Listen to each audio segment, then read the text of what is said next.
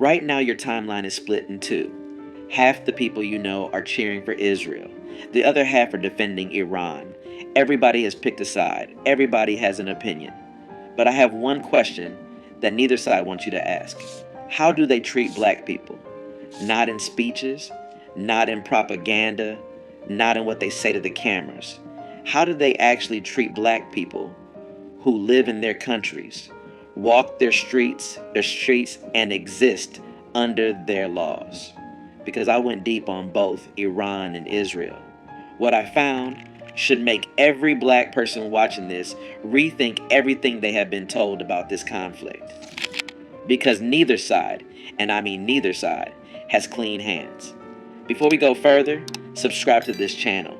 This is part of our ongoing series covering the Iran war from the angle the mainstream media refuses to touch.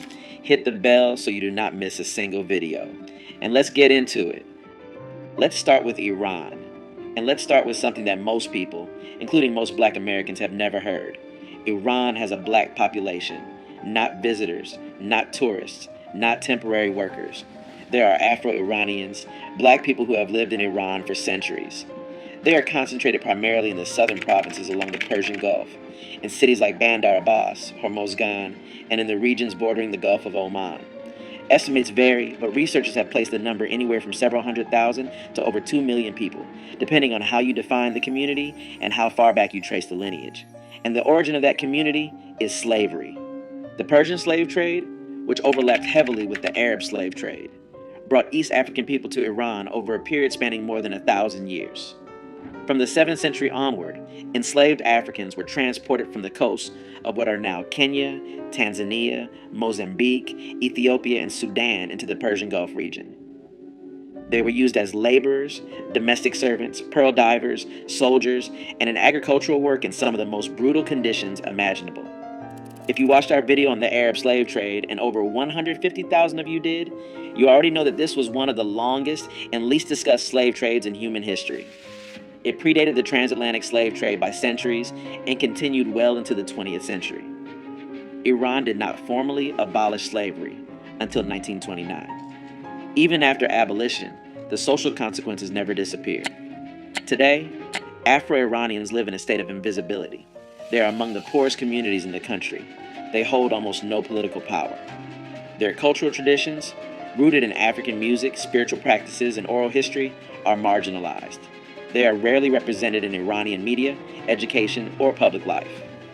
When researchers and journalists have attempted to document their existence, they have been met with resistance from Iranian authorities who would prefer the world did not know this community exists at all. The racism Afro-Iranians face is structural and deeply embedded. The Farsi language itself contains derogatory terms for black people that are still in common use. Colorism is rampant across Iranian society, with darker skin being associated with poverty, low social status, and undesirability. Afro-Iranian women in particular face compounded discrimination, marginalized for their race, their gender, and their economic status simultaneously. And here is something that connects directly to the war happening right now. The southern provinces where most Afro-Iranians live are among the most neglected regions in the entire country. While Tehran poured resources into its military and nuclear programs, these communities were left without adequate schools, hospitals, infrastructure, and economic opportunity. The Iranian regime spent billions on missiles and proxy wars across the Middle East. Meanwhile, the descendants of enslaved Africans living within their own borders were treated as if they did not exist. Some Afro-Iranian activists have spoken publicly about this. The response from the regime was predictable: surveillance, intimidation, and silence. The protests that erupted across Iran in late 2025 and early 2026 included voices from these communities. And when the government began killing protesters, thousands of them, you can be certain that the lives in those southern provinces were not the ones Tehran was concerned about protecting. So that is Iran, a country with a black population born from slavery, maintained in poverty, and erased from public consciousness. A country that has never acknowledged, apologized for, or made any attempt to repair the damage done to its Afro-descendant community. Now let's cross the border into Israel and buckle up, because this is where it gets even more disturbing. Israel markets itself to the world as the only democracy in the Middle East, a homeland for the Jewish people, a nation built on the promise of belonging. But if you are a black Jew in Israel, that promise has a very different meaning. There are roughly 170,000 Ethiopian Jews living in Israel today, a community known as Beta Israel. Their connection to Judaism stretches back thousands of years. According to their own tradition, they descend from the tribe of Dan, one of the original 12 tribes of Israel. They maintained Jewish practice, ritual, and identity for centuries in isolation in the Ethiopian highlands, long before modern Israel existed. In the 1980s and the 1990s, Israel launched dramatic operations, Operation Moses, Operation Joshua, and Operation Solomon, to airlift Ethiopian Jews out of Ethiopia and Sudan. Thousands were brought to Israel in what was presented to the world as a heroic rescue, a Jewish state bringing its lost people home. But what happened after they arrived tells a very different story. Ethiopian Jews were placed in absorption centers that functioned more like holding facilities. They were subjected to a process of cultural erasure. Their religious practices, which had been maintained for millennia, were deemed insufficient. Ethiopian Jewish religious leaders were told their ordinations were not valid. Community members were required to undergo symbolic conversion rituals, essentially being told that their Judaism was not Jewish enough for Israel. One of the most disturbing scandals in modern Israeli history emerged in 2013 when it was acknowledged that Ethiopian Jewish women had been given long-acting birth control injections, in some cases without full informed consent. An Israeli investigative journalist exposed the practice.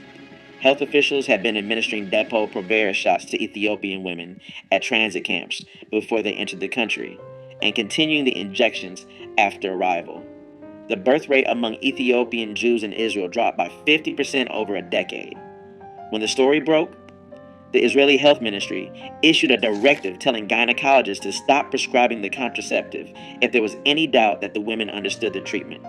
Let that sink in. A nation that defines itself by the promise of never again was suppressing the birth rate of its black Jewish population. It goes beyond reproductive rights. Ethiopian Jews in Israel face systemic discrimination in virtually every measurable category. They are disproportionately poor, they face higher unemployment, and their children are overrepresented in the lowest performing schools and underrepresented in universities. Housing discrimination pushes them into segregated neighborhoods. When Ethiopian and Israeli youth have taken to the streets to protest, which they have multiple times, most notably in 2015 and 2019, they have been met with tear gas, rubber bullets, and mass arrests. Police brutality against Ethiopian Israelis has become a defining issue for the community. Video after video has surfaced of Israeli police beating, arresting, and harassing Ethiopian Jewish citizens. In 2019, the shooting of an unarmed Ethiopian Israeli teenager by an off-duty police officer sparked nationwide protests. Thousands of Ethiopian Israelis took to the streets, they blocked highways, and they demanded justice. The parallels to Black Lives Matter were impossible to ignore, and they were not lost on Black Americans watching from across the ocean. Then there are the African asylum seekers. Tens of thousands of migrants and refugees, primarily from Eritrea and Sudan, entered Israel through the Sinai Peninsula in the 2000s and early 2010s, fleeing war, dictatorship, and persecution. Israel's response was not compassion. The government built a massive detention facility in the Negev desert. Senior Israeli politicians refer to African asylum seekers as infiltrators and as a cancer. Legislation was passed to detain them indefinitely. Deportation campaigns were launched, pressuring Africans to leave for third countries in Africa with cash payments and threats of imprisonment. The message was unmistakable: Jewish or not, refugee or not. If you were black in Israel, you were a problem to be managed, not a person to be welcomed. And now, in the middle of this war, Israel is asking the world to support its cause. It is asking for solidarity. It is asking Black Americans, some of whom serve disproportionately in the U.S. military, which is currently fighting alongside Israel, to view this as a fight for democracy and freedom. But democracy for whom? Freedom for whom? If you are connecting these dots, hit that like button right now and drop a comment, because this is the conversation they do not want us having. So here we are, the two nations at the center of the biggest military conflict in a generation, and neither of them can look black people in the eye with a clean conscience. Iran built a black population through slavery and then pretended they don't exist. Israel rescued black Jews from Africa and then treated them as second-class citizens in their own promised land. Iran silences its Afro-Iranian community through neglect and suppression. Israel polices its Ethiopian community through force and systemic exclusion. And both of them, right now today, are asking for your support, your sympathy, your sons and daughters in uniform. This is not about picking a side between Iran and Israel. This is about recognizing that black people are not a priority for either side. We never have been. We are an afterthought in Iran's domestic policy and a problem to be managed in Israel's social hierarchy. Our history in both nations is one of exploitation, erasure, and control. And yet, black Americans make up a disproportionate share of the U.S. military that is currently fighting in this conflict. Black tax dollars are funding this war. Black communities will bear the economic consequences of rising oil prices and inflation. And black voices are being told by both sides to pick a team and cheer. The leaders we study on this channel saw through this decades ago. Malcolm X refused to align with any nation that didn't align with black liberation. He viewed global conflicts through the lens of what they meant for black people, not what they meant for empires. He would look at this war and ask one question: what's in it for us? And the answer, as it has been for every war in American history, is nothing. I'm not here to tell you who's right and who's wrong in this war. Smarter people than me are arguing about that, and they can't figure it out either. But I am here to tell you this: before you wave a flag for either side, you deserve to know how that side treats people who look like you. Not what they say in press conferences. Not what their diplomats tweet. How they treat black bodies in their streets, in their hospitals, in their housing, in their courts, and in their history books. And now you know, Iran erased its black population. Israel marginalized its black citizens, and both of them are currently engaged in a war that black American soldiers are fighting and dying in, while black communities at home receive nothing in return. That's not opinion. That's documented history. That's data. That's the testimony of Afro-Iranians and Ethiopian Israelis who have been saying this for years while the world refused to listen. Now you've heard them. Share this video. Send it to everyone in your group chat. Send it to the person who's been arguing online about which side to support. Send it to anyone who thinks this war has nothing to do with black people, because it has everything to do with us. Subscribe, hit the like, drop a comment, and tell me, did you know about the Afro-Iranian community before today? Did you know what Israel did to Ethiopian Jewish women? I want to hear from you. I'll see you in the next one.